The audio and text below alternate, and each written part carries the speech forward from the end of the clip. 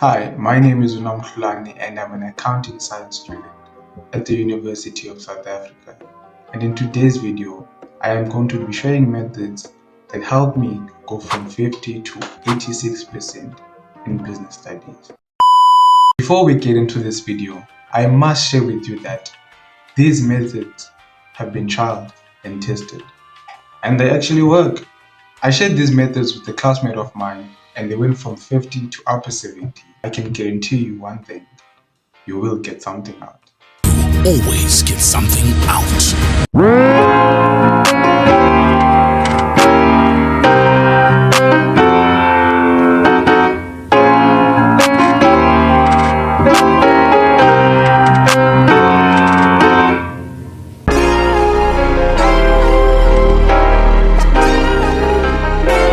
Before my grade 11 final term, I used to get around 40 and 50% for business studies until I learned how to use past papers my way. Which is spamming. Like literally, I was doing 2 past papers with notes next to me without studying, then doing past papers the day before the final exam. And I went on to get 68% for business studies in that term. Fast forward to Matric term 1, I used the same method but with 3 past papers and randomly studying throughout the term here and there. And I got 83% for business studies. Term 2, there I was, beaming with confidence, thinking I found the best study strategy. Like a gym bro found the best split that's gonna grow his delts and his arms at the same rate, which is impossible. So using the same strategy that helped me pass term 1 and term 2 was going to be impossible. Which means using this strategy in term 2 was going to be my downfall, especially given that in term 2 there were 2 papers for business studies and other subjects. But being an A-star flyer, I did it again. I spammed. Guess what? I went from a level 7 to a level 5. And I realized that just spamming wasn't going to cut it.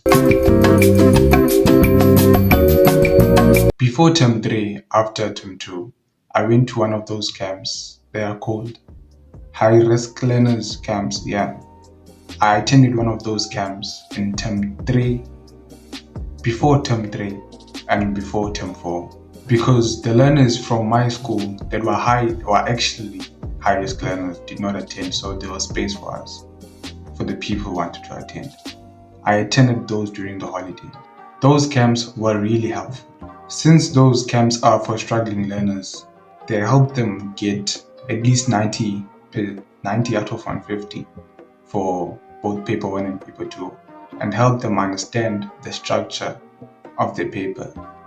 And since at the time I was struggling with paper 2, that was really, really helpful for me. And if you know a school in your area, wherever you live, it's usually public schools that host these camps. If there's a public school in your area hosting one of these camps, the high-risk learner camps, try and attend. I can guarantee you will get something out. No pun intended. So after the camps were finished, we had a week off. So during that week off, I used the momentum that I had from the camps to continue studying.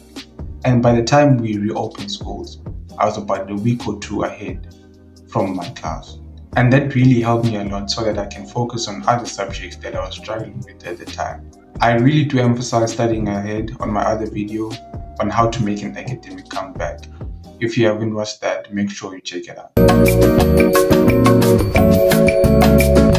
I'd heard of the term mnemonic before, but I really did not believe that using mnemonics to remember things would work for me.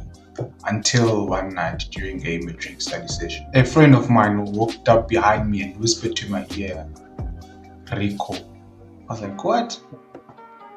And when I looked back at him, this man had a grin like he had the scope of the paper or something.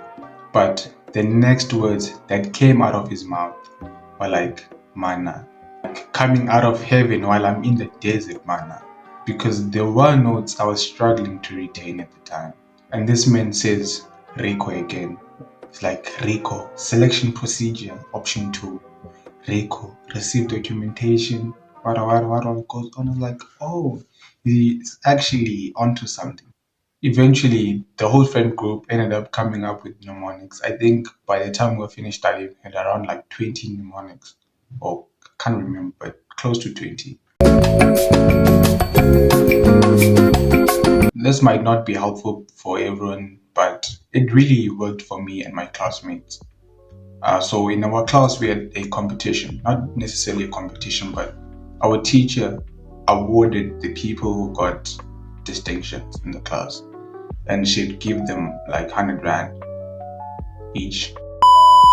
And the last thing I want to really emphasize for business studies, do not leave any spaces open.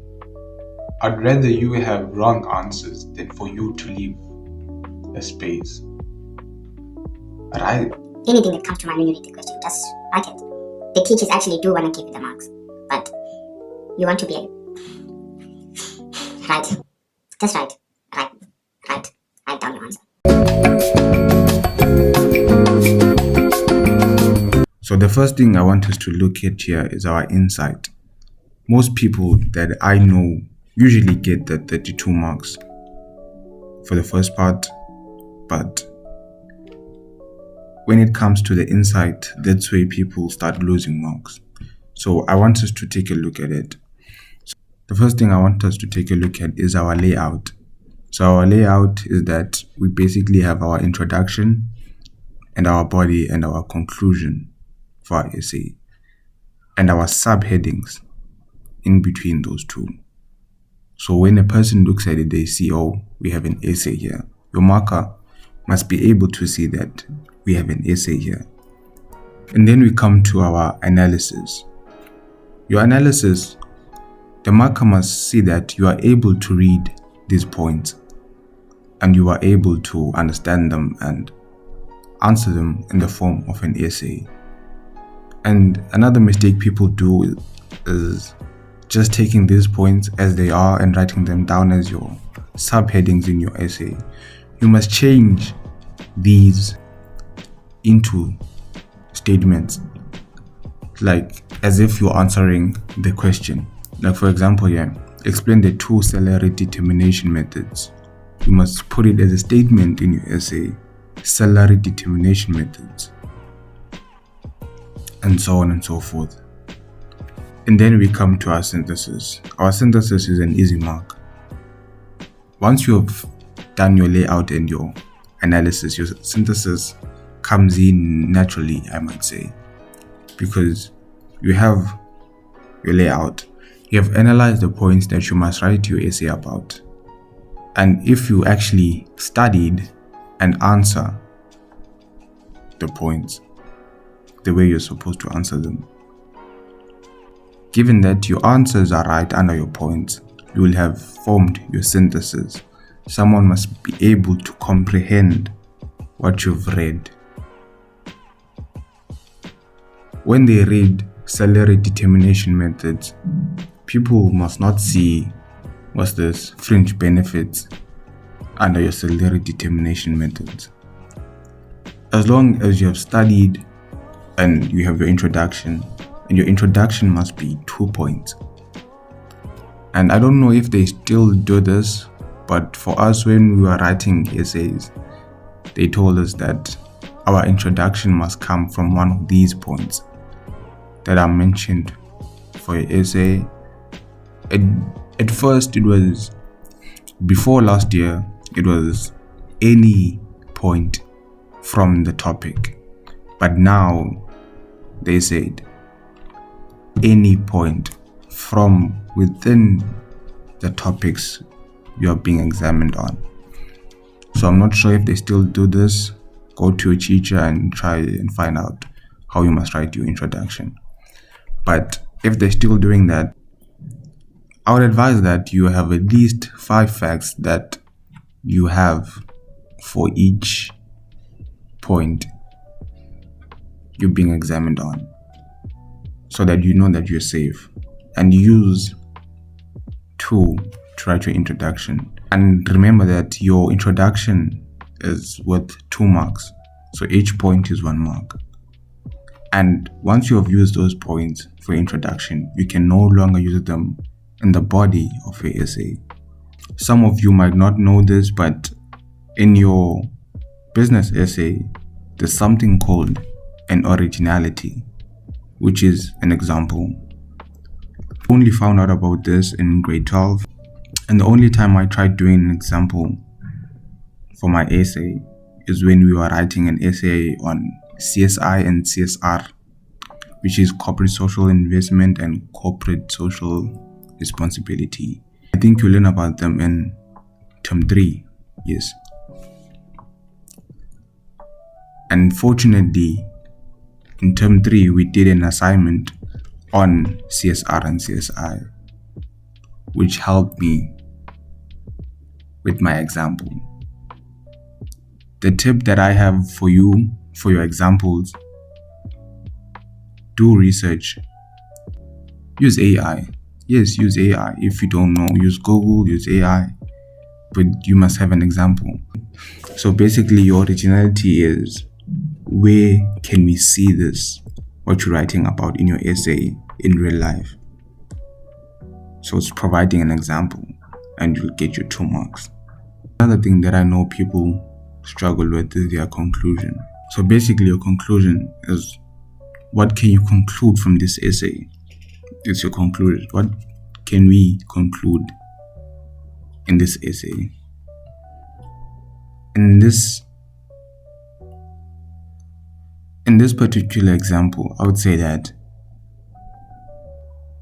businesses that offer fringe benefits are more likely to attract highly skilled employees and so forth.